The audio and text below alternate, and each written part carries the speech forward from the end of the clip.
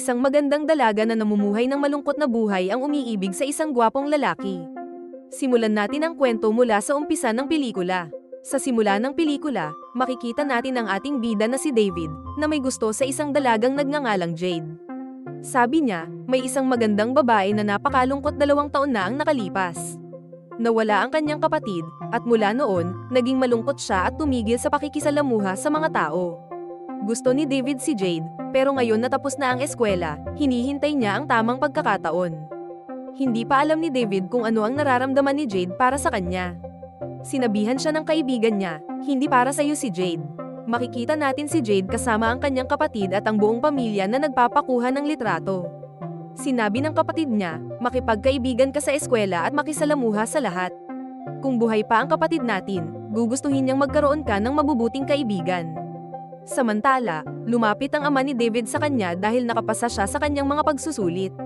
Pinag-usapan nila ni David at ng kanyang kaibigan si Jade. Nang makita ng ama ni David si Jade, humanga siya dito. Para makuha ang atensyon ni Jade, malakas na tinawag ng ama ni David ang kanyang pangalan, pero mabilis itong pinigilan ni David. Kalaunan, nagtatrabaho si David at ang kanyang kaibigan sa isang hotel. Isang araw, dumating si Jade at ang kanyang pamilya sa hotel. Nahulog ang mga libro ni Jade, at tinulungan siya ni David na pulutin ang mga ito. Sinabi ni David, ikaw si Jade, di ba? Magkaklase tayo noon. Nakilala rin siya ni Jade. May dala siyang lumang yearbook at pinapirma si David, na masaya naman niyang ginawa. Ang ama ni Jade, si Hughes, ay napakahigpit at gusto niyang lahat ay sumunod sa kanyang gusto. Ang kapatid ni Jade na si Kit ay hindi masaya dito at pakiramdam niya ay napapabayaan siya ng kanilang ama dahil hindi siya magaling sa eskwela.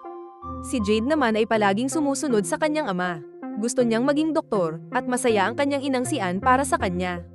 Tinanong siya ng kanyang ina kung gusto niya ng regalo, pero wala siyang sinabi. Naisip ni Jade na magdaos ng party para makita si David. Tinanong niya ang kanyang mga magulang kung pwede siyang magdaos ng party sa kanilang bahay. Sa una, nagtataka ang kanyang ama, pero kalaunan ay pumayag din. Sa party, inimbitahan ni Jade si David, at masaya itong sumang-ayon. Habang nag-uusap sila, dumating ang isang mayamang binata na ayaw magparada ng sarili niyang kotse. Ibinagsak niya ang susi at iniutos sa iba na ay parada ito.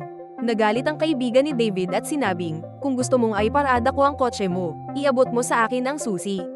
Hindi pinansin ng mayamang binata ang kaibigan ni David at umalis na lang, iniwan ang susi. Nag-init ang ulo ng kaibigan ni David, pero pinigilan siya ni David.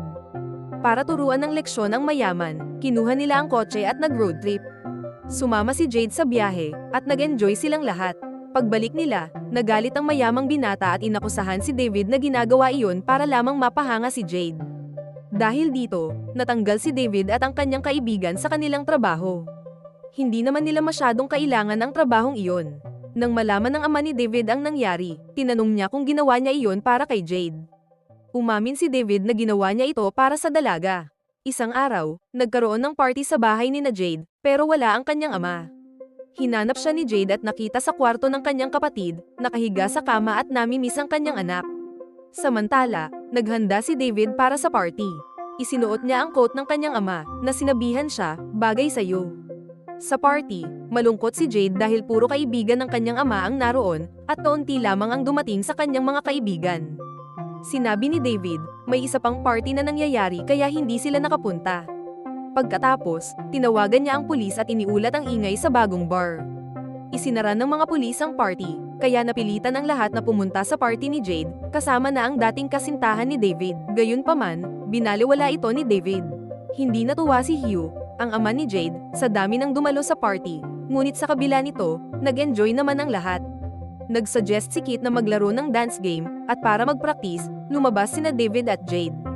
Binanggit ni Jade na napaka-romantiko ng kanilang kanta kaya kailangan nilang mag-rehearse ng maayos. Habang nag-e-ensayo, unti-unti silang naging mas malapit sa isa't isa, ngunit hindi pa nauuhaw si Jade. Napansin ni David ang isang lumang kotse at nalaman kay Jade na ito'y pag-aari ng kanyang yumaong kapatid. Sinubukan ng ina ni Jade na paandarin ang kotse, ngunit hindi ito gumana. Bumalik sila sa party at nagsimulang sumayaw.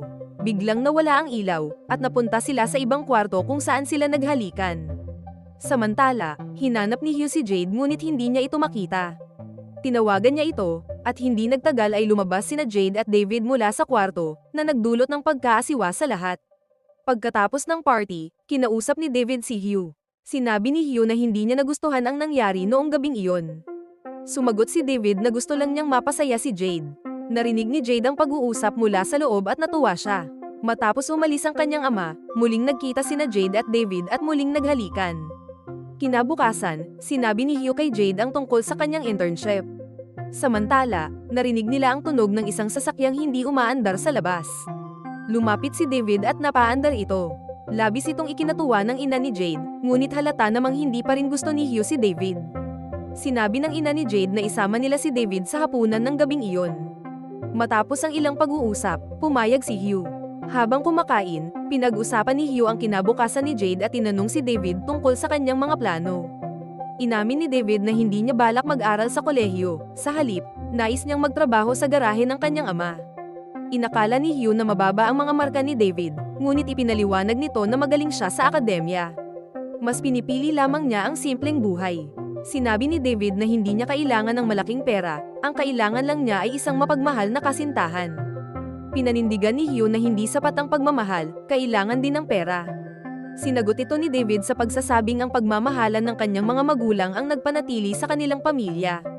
Ganoon din ang gusto niyang mangyari sa kanyang buhay. Natuwa ang ina ni Jade sa mga sinabi ni David at binanggit na ganoon din ang iniisip ni Hugh noon. Pagkatapos ng hapunan, umuwi si David, ngunit tinawag siya ni Jade at sinabing bumalik ng tahimik kapag tulog na ang lahat. Palihim na bumalik si David, at nagsimula ang kanilang palakpakan. Kinabukasan, ipinakita ni Jade kay David ang paligid ng kanilang bahay. Ibinahagi niya ang mga kwento tungkol sa kanyang pamilya at ipinakita ang mga larawan ng kanyang yumaong kapatid. Sinabi ni Jade kung paano inalagaan ng kanyang ama ang kanilang pamilya pagkatapos ng pagkawala ng kanyang kapatid. Kinausap ni Hugh si Jade at binalaan siyang ang relasyon nila ni David ay tatagal lamang ng 2 o 3 linggo. Sinabi ito ni Jade kay David, ngunit siniguro ni David na hindi mahalaga sa kanya kung gaano katagal sila magkasama. Ang mahalaga ay sulitin nila ang oras at lumikha ng magagandang alaala. Nagkaroon sila ng iba't ibang adventure at sinulit ang bawat sandali. Sa huli, sinabi ni Jade kay David na sabihin sa kanya na huwag siyang umalis. Sumagot si David na manatili siya. Nang gabing iyon, inamin ni Jade sa kanyang ama ang kanilang relasyon at sinabi na ayaw na niyang ipagpatuloy ang kanyang internship. Galit na sinisi ni Hugh si David sa pag-impluwensya kay Jade at iginiit na dapat tapusin ang relasyon nila. Pinlano ni Hugh ang isang family vacation para mailayo si Jade kay David. Bagamat hindi masaya si Jade, pumayag siya sa desisyon ng kanyang ama. Palihim na tinawagan ni Jade si David para ipaalam ang sitwasyon.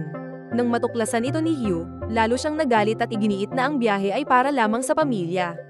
Gayunpaman, pinagtanggol ni Anne, ang ina ni Jade, ang anak niya at pinakiusapan si Hugh na hayaan si Jade na mabuhay ng sarili niyang buhay at huwag itong kontrolin. Habang kumakain ng tanghalian, humingi ng tawad si Hugh kay David. Binanggit ni David na nabasa niya ang isang librong sinulat ni Anne at natagpuan niyang napakaganda nito.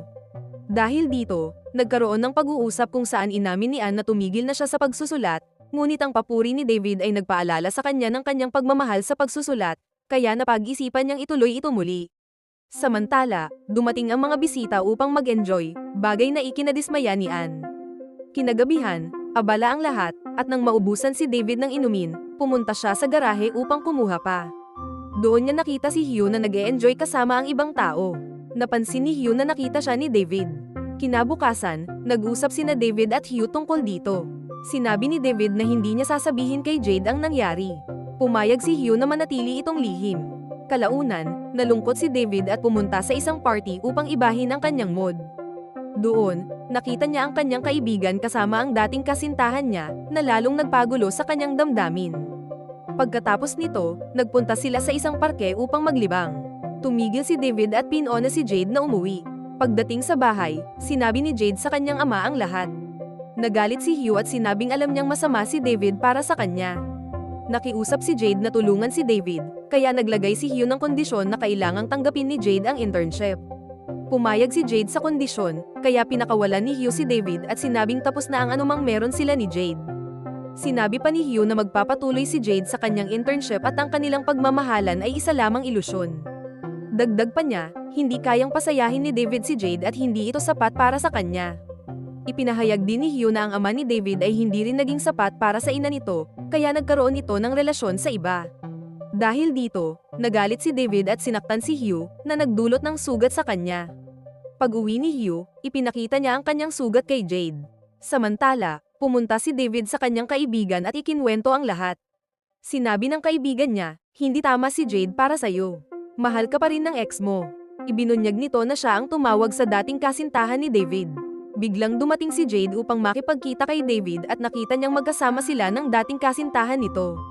Nagalit si Jade at umalis, pero hinabol siya ni David at ipinaliwanag na hindi iyon ang iniisip niya. Napansin ni Jade ang kamay ni David at sinabing, sinaktan mo ang tatay ko. Ano ba ang ginawa niya sa'yo?